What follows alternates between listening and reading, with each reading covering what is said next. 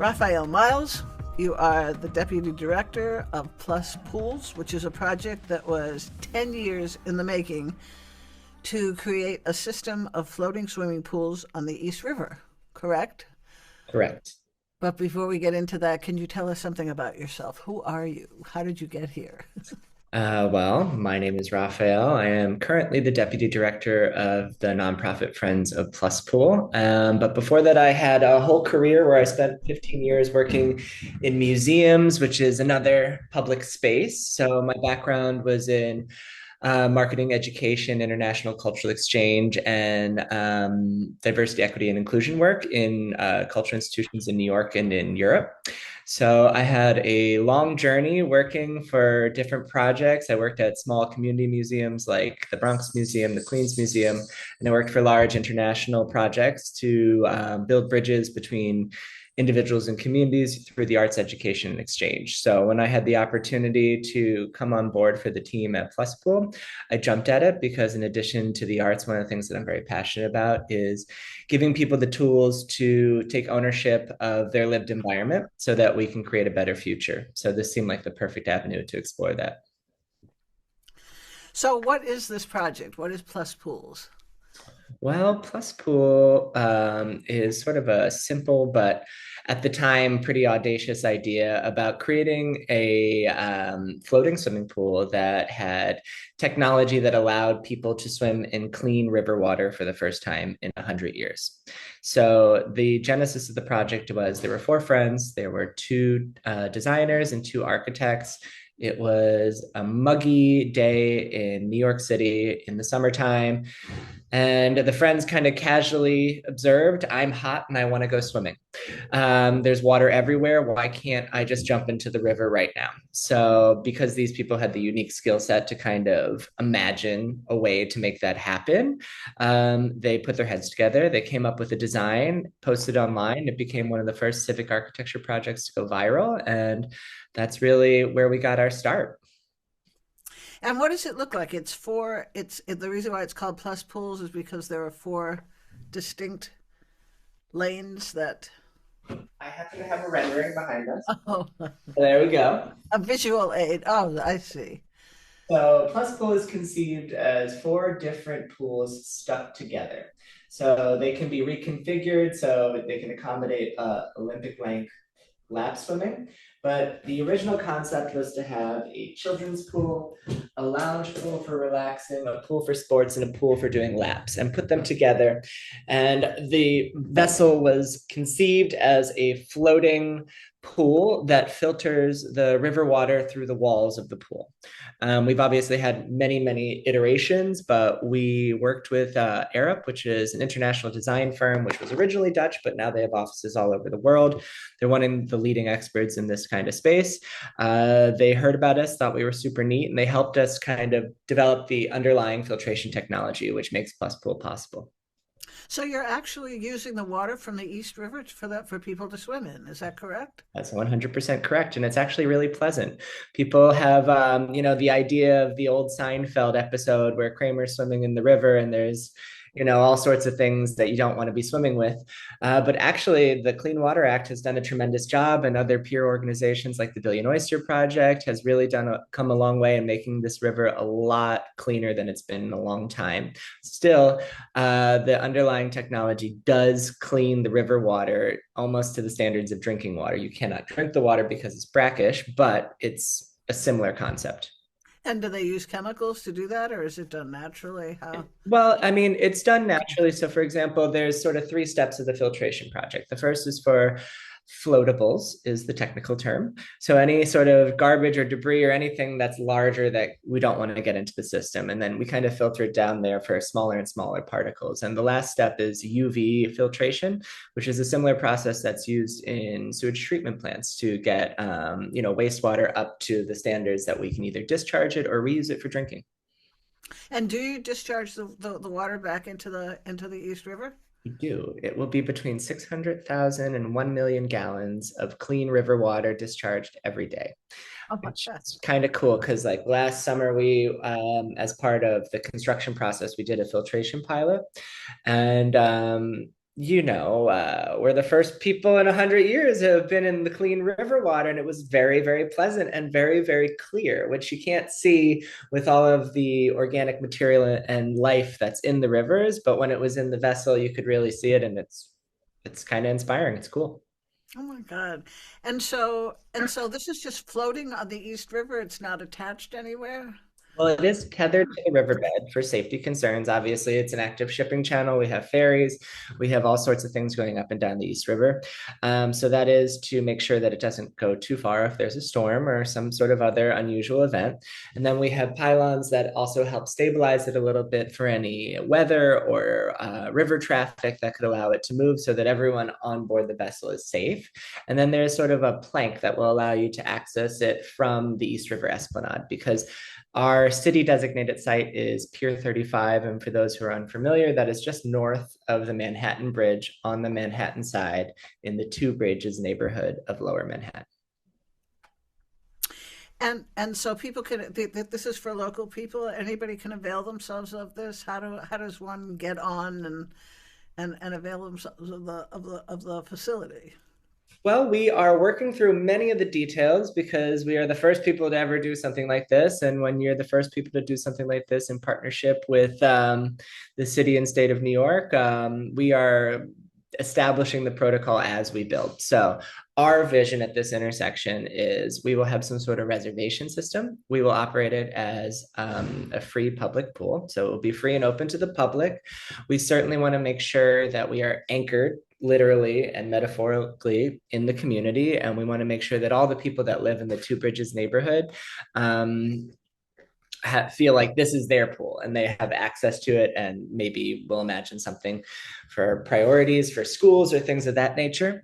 We haven't established what that will look like, but we would not be in the Two Bridges neighborhood if it wasn't for the tremendous support we had from local residents. And we are grateful to them. And we want to make sure that as we continue to build, we're in dialogue with them to find out how we can best serve the local community. But we anticipate people coming from all over the world. Wasn't there a woman that did this? Wasn't there a very wealthy woman who bought a barge years ago and she turned it into a swimming pool and brought it up to Harlem? And whatever happened to that? I believe you're referring to the Floating Pool Lady is the name of that project, and that was a woman by the name of Anne Buttonweiser. She has been a friend of the organization, and we admire her work. She created a barge. So the difference between Plus Pool and the Floating Pool Lady is the Floating Pool Lady was essentially a pool on a boat. We are also similar to a barge, but the water is not chlorinated water like a regular swimming pool. It is river water. So, and it enters and exits back to the river. So that's the main difference between the two concepts. So the floating pool lady was a dream, and she realized it, and it had different sort of times in different places. I believe it was in Brooklyn Bridge Park and then Governor's Island. It went up to the Harlem River, and she ended up donating it to the city of New York. And I think it lives in Roberto Clemente Park in the South Bronx, so not too far from Mott Haven. My understanding was it may be out of commission temporarily, but that is now the Parks Department's to operate as a public pool. And how did you get this funded? Are you is New York City supporting this? Is the state supporting this? Is it private funds? How do you realize a project like this? Well, we realize it primarily through the grassroots support of our community. A lot of people found out about the idea. They hear about us online through Facebook, through Instagram, through news articles, and they come to us. They find our website. We get a lot of small dollar donations. We have zero structural support from the city or state. We do sometimes get punctual support from city council in small dollar amounts from $5,000 to $10,000 to $30,000 for our programming, because we do a lot of swim education for children and adults to make sure that when we open the pool, everyone has the ability to safely enjoy the pool. So we provide free swim lessons, but the construction itself is made possible thanks to the leadership of Governor Kathy Hochul and Mayor Eric Adams. So we have $12 million in funding that is part of the New York Swims Act, which was announced on January 5th, 2024. It is the largest public investment in swim equity and swim infrastructure since the New Deal. Some of that funding is for floating pool projects like Plus Pool. We are, in fact, the first and only project being permitted right now as a floating pool under the New York Swims Act. Some of it is to build new pools and to upgrade existing facilities. And some of that funding is also for swim education. So that entire package of funding is $150 million. And the city has contributed $4 million. That money is for construction only. So that money passes through the nonprofit. The way that we do what we do is because we have fundraisers, we have a whole community of support of people buying tiles in the future pool that allows us to continue to operate and build the thing so that we can, offer this to the people of New York. Yeah, I know they're refurbishing the pool and the whole surrounding area at 125th Street, so that must be part of this part. Do you think that that you'll ever be designated as a park? Well, we will operate kind of like the High Line, which has a unique relationship as a public-private partnership. We understand ourselves as a public space, as a public pool, and as like a public park. I'm not sure what that designation would or would not look like for the bureaucracy of the city. And the more I learn about it, the less I understand it. So I couldn't answer that at this intersection, that's for sure. Yeah. And you talked about the fact that you've got swim programs, so you will have lifeguards on duty, you will have people keeping people safe, people training people. How does that work?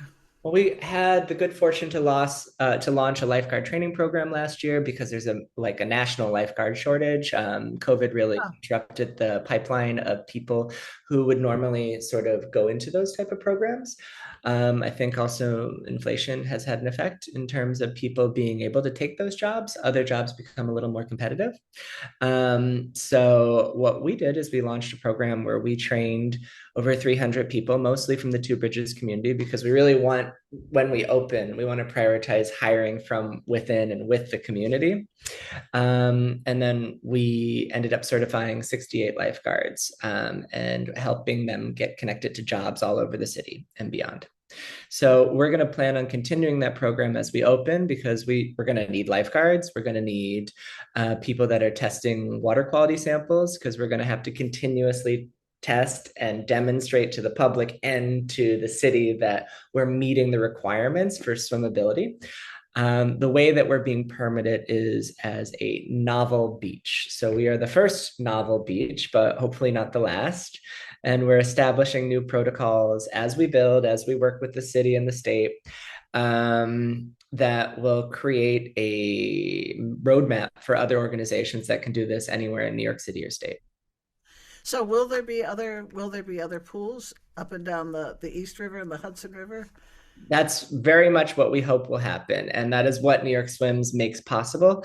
So we're hoping to help accommodate that. And our dream would be, after we build the first pool, is we can build many pools all over New York City and state because there's a real need for it. And frankly, it's a lot cheaper than building, a traditional pool in ground for a number of reasons. So it opens up different spaces. It gets people to also experience their lived environment in a different way and hopefully to care about it and be better water stewards as we all confront the challenges of climate change. Yeah, it would be so wonderful to be able to use the rivers in New York City. But there's got to be some challenges. I mean, when I drive down FDR Drive and I look at the current in the East River, I mean, it's formidable. So I don't know how you position something there. I mean, it sounds like you're putting the pools on. It sounds like the way that they built Venice, actually. They're putting it on pylons and they're attached to a structure in the ground underneath. So. Absolutely. I mean, I know a little bit. The scientists, we rely on the scientists to do all the science. They're the experts, and so we always defer to them. But different parts of the river has different geological features. They have different currents. They have different um, amount of mud and sediment on top of ground rock. So this would affect everything. So where we are is just north of Pier 35. So it's a little bit of a cove. It's a little bit protected, but you're right. It does move very fast. It's an estuary. It's a tidal estuary. So it moves in different directions. It depends on the moon. It depends on the time of the year. It depends on the weather. And also it depends on ship traffic, which it's still a busy shipping channel. Yeah. And so will this be seasonal or are you going to enclose it at some point? Well, we would love to enclose it. We anticipate when we open, it will be a May through October season. That could be extended based on weather, because frankly, when we did the filtration pilot, it's really pleasant in the fall. It's quite warm. If it's a sunny day, you can absolutely get in there. We'd love to do things like polar plunges and have the opportunity to have saunas and or bubble the structure so that we could do it in the wintertime as well. I mean, that's not for everyone, but some people really appreciate a cold plunge. Yeah, and that seems to be the new hot thing that's happening right now, certainly in the United States, but all over the world. You and I met at the Norwegian embassy, and the woman who was presenting there was talking about how she had developed a facility in Oslo. You know, you always think about the Scandinavian countries and how happy everybody is and how clean it is, and she developed a facility specifically for the purpose of combating loneliness because they did a survey and they determined that 65% of the population reported as being very, very lonely and very depressed. And they built this facility, which is something that, like you're describing, and it has reduced the incidence of loneliness significantly over the 2 years that it's been there. So yeah, it is. You're creating what they call it, a third space. You're creating a way for people to gather together in something other than a bar. Absolutely. I think it's really important for people to have the opportunity to come together, to exchange, Yeah. to do things that are non-commercially oriented, from different backgrounds and works of lives and ages. Those relationships are really important, and we're losing some of those spaces in today's era with that are very screen dominant with remote work and all these other things. Absolutely. It's the most important thing. It's nurturing to all of us. We need connection, especially in a city like New York, which is strange with people everywhere. You'd think you'd have more opportunities to actually connect, but we need these type of projects. And so, how are people resonating to this? How are people in the city resonating to this? You said that individuals are contributing because they're finding you online. So it seems that you've tapped into something. Yeah, I think it captures a little bit of the magic of New York City. There's this idea that anything's possible, especially for those who are not from here, or even if you are from here, there's this energy that's captured there. So the project is audacious enough to sort of inspire a little bit like, oh, cool, what else could be possible for the future? So I think it really does capture a little bit of that magic for some people, but it definitely resonates either positively or negative. We get plenty of feedback from people like, oh, isn't it dirty? Why are we doing this instead of this? I think something that's important to understand with the funding as well is that it's bonded. This is an investment in the future infrastructure of New York City and state. So this is not taking funding from parks and reallocating to this project or schools or migrants or homeless shelters. This is separate funding that is paid for by people that purchase the bonds. So, just to clarify that. Explain that. I don't understand that. What's bonding? What's bonded? Well, again, I am not an expert in bonds. Like I am not an expert in science, but I'm learning these things. My understanding is that bonds were issued by New York State that are purchased by investors that funds New York Swim's initiative. So Oh, not like reallocating existing funding from other projects. Because one of the feedback that we got is, well, why aren't we paying for, this public pool in my neighborhood or this park? That's actually one of the reasons we decided to operate as a nonprofit, because it gives us more flexibility to tap into philanthropic funding and corporate sponsors and things of this nature in order to make sure that we can operate it for the people of New York for free without dealing with any of the budget fluctuations that come with being public parks or pools. so who's part of your team that got this going and is executing this? So, like I mentioned, the four founders that got this project sort of off the ground. It went viral. It started on Kickstarter and raised a lot of money very quickly because people just thought it was super neat. So, met their goal within a few weeks, which was kind of amazing. Got a lot of press attention. And that's when the founders started working with Arup, which is the engineering firm that we're still working with for the construction of the first pool. They're absolutely amazing. We would not be here without them. And they allowed us to prove feasibility of the underlying filtration technology. And once we established that, and talked to more and more people people like, all right, that's kind of neat, but like they weren't sold on the idea. And the more and more that we learned about what was and wasn't possible, the more that we talked to people, people started to listen a little bit differently. They're like, listen, this actually does kind of make sense, and it seems like it's possible. So like, let's see if this has legs on it. And so around 2014, the team brought on Kara Meyer, who is the managing director of Plus Pool, who had a background like myself in the arts, to study whether or not it made sense to establish this project as a for-profit or a nonprofit, or what are we going to do with this technology and this idea? How can we offer this to the people of New York? After careful consideration, it was decided to establish a nonprofit in 2015. So we've been around for 10 years this year. And Kara is still leading the project as she has been from the very beginning, and she's built out the team. Today, we're a team of 5, which is not a lot for what we're doing. Really? But we are at this sort of really exciting intersection in the project's history. And, what we were focusing on for a long time was really grassroots advocacy. We activated community members, we asked them what they wanted, and a lot of people said, yeah, they wanted this here in New York City and also in their community. So they wrote letters, and we had different awareness building campaigns. We did a whole water quality testing with a partnership with Google, where we showed everyone that the water was actually a lot cleaner than they thought it was. And so Kara has really been the person that's been spearheading this initiative for a long time. And she brought me on board, she brought my colleagues on board, and we've been building it out. And we're anticipating growing as we construct and open. And we're looking forward to finding ways to,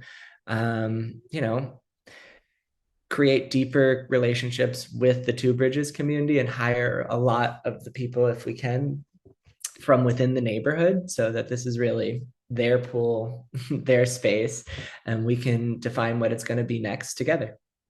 Small but mighty. So, are you looking at any other communities? Because now that you've done all the heavy lifting, it seems that you could take this as an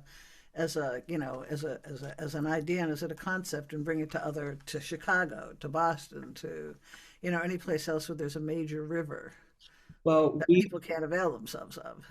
well, the main problem was there was no legal pathway to permit a project like this because we're not a building, we're not a ship, we're something in between. So that's why they established this new permitting pathway for novel beaches, which is a fun word, I think. So I so in New York State, that's certainly possible. So in addition to Plus Pool, the rest of the funding will be available for additional Plus Pools or for other organizations to apply for funding to build them in different communities. We worked with the city to evaluate locations all over New York City. We looked at state parks, at city parks. We looked at spaces in Harlem on the west side, which is much closer to my apartment. So I'm happy to be in Two Bridges, but ideally we can have them all over the city. We've also had conversations with Yonkers and interest from other communities that are not on rivers and in lakes. So we're always happy to have conversations with people to talk about like ways that they can take this concept and bring it to their communities. Presently, we don't really have the capacity to operate multiple pools. We really want to just build the first one, but like in the future, we hope to be able to build and operate them all over. Yeah. And it would be a great TED talk, just to create a virus, to create a following. So great. I mean, honestly, So if Paris had it for the Olympics, they wouldn't have had any issues. it's true, yeah. So when do you think you're going to be up and running? In another, what, year and a half, year?